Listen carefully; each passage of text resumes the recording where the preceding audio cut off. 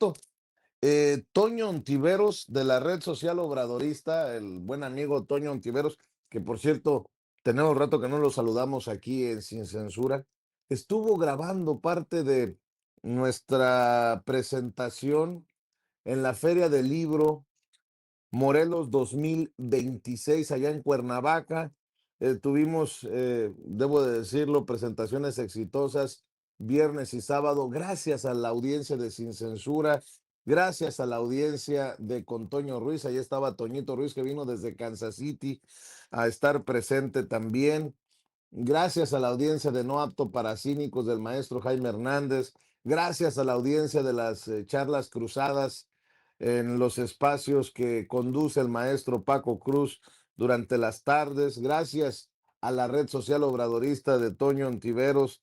Gracias a la gente del Chapucero. Le digo que estuvo Mauricio Rodríguez, que nos hizo el honor de acompañarnos. Allá llegó hasta Cuernavaca. No sé si tenga por ahí la presentación o alguna partecita de este diálogo que tuvimos con la audiencia. Eh, el de las 3 de la tarde, Ceci, a ver si lo tiene, por favor, por ahí, porque como estuvimos sábado, el viernes estuvimos a las 7 y cacho. Luego el sábado a las 3 y luego a las 7. A las 3 de la tarde, miren nada más qué bonita la gente. Antes de ponerse a ver el partido pedorro este de México contra Portugal, con mucho respeto para los que gustan del fútbol, pues la gente estuvo allá con nosotros en Cuernavaca. Está rompiéndola y que si Sin Censura se jacta de juntar 15, 20 mil personas en sus en vivos, él trae 60 mil y es Mauricio Rodríguez de los Chapuceros que está visitándonos aquí en la Feria del Libro Morelos 2026.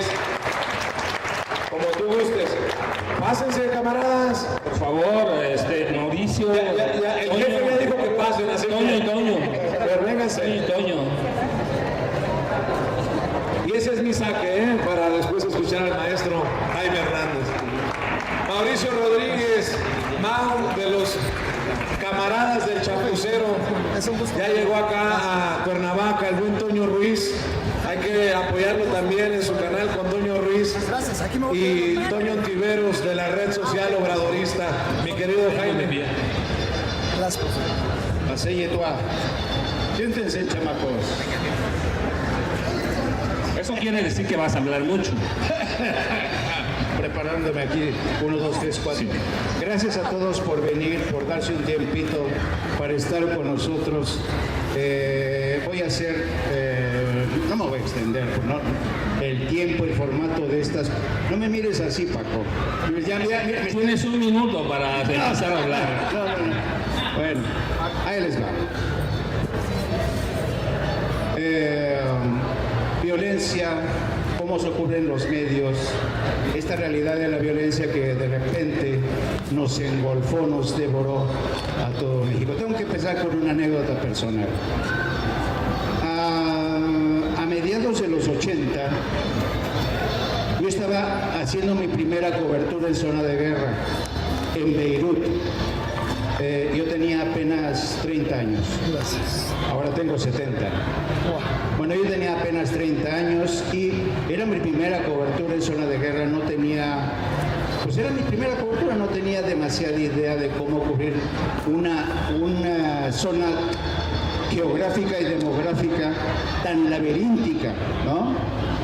El caso es que me puse a estudiar mucho, tenía un amigo que me obligó a encerrarme 3 semanas para leer, documentarme antes de adentrarme en las calles de Beirut, en la zona cristiana, en la zona musulmana, para entender ese laberinto. Bueno, una vez que entiendes, te empiezas a imbuir en ese proceso de violencia que viene desde la década de los 40, para entender, y que se ha desatado con una furia inusual en estos momentos mientras estamos hablando.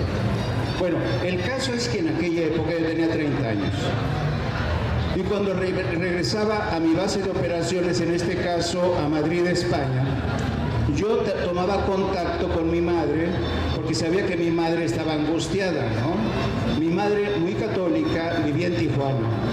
Y cada vez que hablaba yo con ella me decía, hijo mío, fui con las monjas a pedir por ti, por favor, cuídate, hijo mío, ¿no?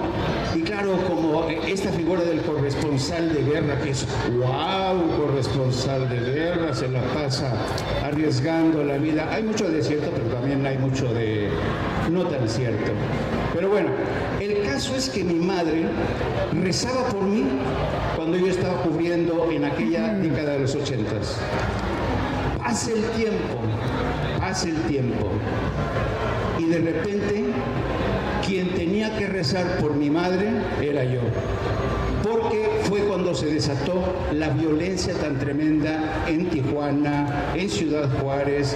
Yo dije, Dios mío, ya no es necesario ser corresponsal de guerra para cubrir toda esa violencia que había caracterizado el Oriente Medio. De repente, al lado de la casa de mi madre había una casa donde narcotraficantes habían secuestrado a mujeres, a niños, los torturaban, cobraban derecho de piso. Y entonces el que me preocupaba era yo, porque mi madre estaba a merced de narcos.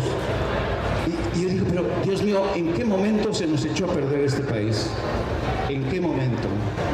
Bueno, y en ese momento, ¿quiénes se encargaron de hacer la crónica de esos crímenes, de ese desmadramiento de la violencia en México? ¿Cómo es posible que el narco llegara a hacerse con el control de ciudades, de estados, sobornar a militares, a políticos? Y en aquel momento, muy pocos periodistas se encargaban de escribir lo que estaba ocurriendo, registrar lo que estaba ocurriendo. Uno de esos periodistas, el señor Francisco Cruz, a quien yo respeto y admiro por eso, tuvo el valor suficiente para escribir la crónica de ese horror, de cómo México se fue perdiendo en ese laberinto de la violencia. Pero muy pocos, aparte de Francisco Cruz, nadie más. ¿Se acordarán ustedes que en el año 2011 hubo el famoso pacto de silencio? Que encabezaron los Loret de Mola, los López Dóriga, los Joaquines López Dóriga, los directores de los grandes medios. Nadie quería hablar de lo que estaba ocurriendo. ¿Para qué? Para no espantar las inversiones, para tranquilizar a la gente. Y cada vez que yo viajaba a Tijuana para ver cómo estaba mi madre y mis hermanas, recuerdo que tenía pláticas con mis hermanas y con mis sobrinos y les preguntaba, ¿y ustedes cómo se enteran? Porque si no es que un crimen ha ocurrido al lado de su casa, ustedes no se enteran. Y dice, es que la prensa y los medios no quieren publicar. Y además no es para tanto, me decían mis sobrinos. Digo, ¿cómo que no es para tanto? Y entendí que incluso entre los jóvenes que vivían ahí, mucha gente prefería esconder la cabeza en la arena para no enterarse del horror, del infierno que se había desatado. Y lo que es más, me decían, es que los periódicos y los medios ya no publican nada porque han sido amenazados de que si publican lo que está ocurriendo, les retiran la publicidad. Esa fue la historia de ese silencio patibular en el que millones se fueron vistos, se vieron arrastrados por esos grandes medios de comunicación que no cubrían nada en absoluto. Y solamente periodistas muy contados se atrevían a hacerlo. Y hay veces que quienes se atrevían morían, otros sucumbían bajo la ley de o plata o plomo. Muchos de ellos prefirieron aceptar el dinero antes que morir. Pocos fueron los que se arriesgaron y perdieron la vida. La lista es larga. Por tanto, sí, yo ahora comparezco ante ustedes en calidad de corresponsal de guerra. Soy muy bonito, muy romántico, pero la guerra que se libró aquí en México en esos años fue terrible, terrible. y lo sigue siendo hasta cierto punto. ¿Quiénes favorecieron esa guerra? Presidentes de larga data, Echeverría, Gustavo Díaz Ordaz, por cierto, lo mismo que Adolfo López Mateos, todos ellos en la nómina de la CIA, todos ellos. ¿Por qué Estados Unidos, por qué en aquel entonces el Departamento de Estado permitía tal violencia como la que ocurrió en Tlatelolco? Porque en aquella época Estados Unidos estaba obsesionado con el fantasma del comunismo que iba a devorarse a todos los niños, iba a enajenar a todos los mexicanos. Y el Departamento de Estado y la CIA se hacían de la vista gorda ante estas masacres que ocurrían. La guerra sucia. Por cierto, hace poco presentó la presidenta la lista de desaparecidos que se remonta precisamente a aquella década de los 50. A donde voy es que en aquella época hasta López Portillo, Echeverría, ¿cómo se llama el que tuvo acuerdo su mujer? Ernesto Zedillo. La mujer narca en la presidencia de la República. Exactamente. Sus hermanos. Exacto, sus hermanos.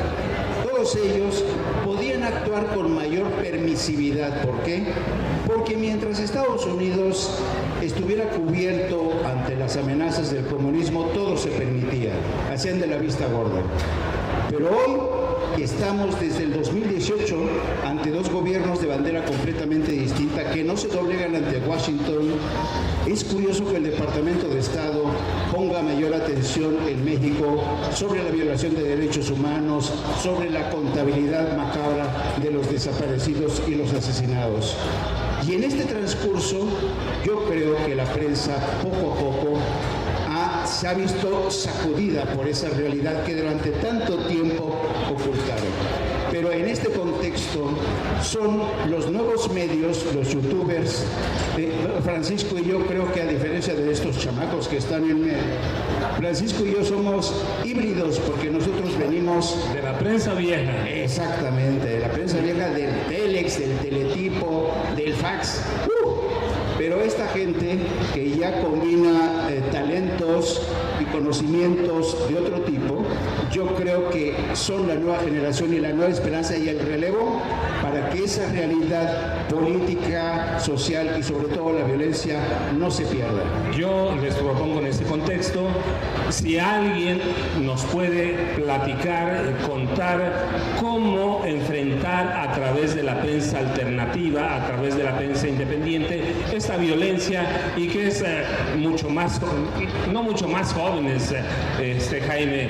Mauricio es todavía como un jovencito, sí, con nosotros, pero Mauricio es un periodista, es un periodista. Si los periodistas viejos nos desdeñan, la verdad es que Mauricio es un periodista bien hecho, lo sigue mucho, lo decía Vicente Serrano, por miles y miles y miles, y él nos puede contar su experiencia. Y yo les propongo Mauricio, Toño, y después entramos una ronda de preguntas, porque esta es una charla entre amigos, una charla entre cuates que nos platiquen sus experiencias, y entramos a una ronda de preguntas y respuestas para que le demos salida a sus inquietudes también. Así que, ¿qué te parece, Mauricio, si nos cuentas y entendemos algo de lo que está pasando a través de ti también? Bueno, pues mucho gusto, muchas gracias. Gracias por recibirme en este espacio, por acompañarnos. Es un placer compartir el panel con tanta experiencia también. Reconocer que... ¿No se escucha bien? El otro micrófono. O así lo pego más. Ya, mejor ahora lo pego más. Les decía, pues es un honor compartir el panel con personajes que tienen tanta experiencia en estos temas y poder estar con ustedes. Y a mí me gustaría hacer una reflexión tal vez